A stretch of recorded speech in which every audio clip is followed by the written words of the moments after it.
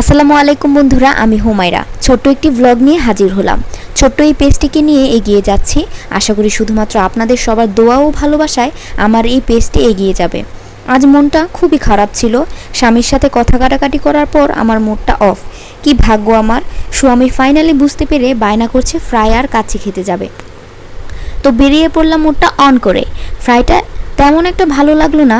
দুপুরে কলেজ থেকে বাসায় ফিরে খুবই খিদে ছিল, তাই আমার স্বামী বুঝতে পেরে বাইরে খেতে যাওয়ার প্ল্যান করলো। আসলে পোলা তো নয়, যেন আগুনের গোলা। তোমাকে সেই লেভেলের ধন্যবাদ স্বামী। এতটাই খিদে ছিল যে খাবারে মনোযোগী হয়ে বাবা মেয়ের আগেই আমি খেয়ে ফেললাম।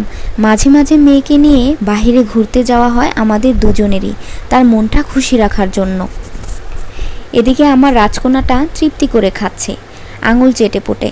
আমি আমার মামুনিটাকে ভালো শিক্ষা দেওয়ার চেষ্টা করি। সে সব সময় আমার আর আমার স্বামীর আলিঙ্গনে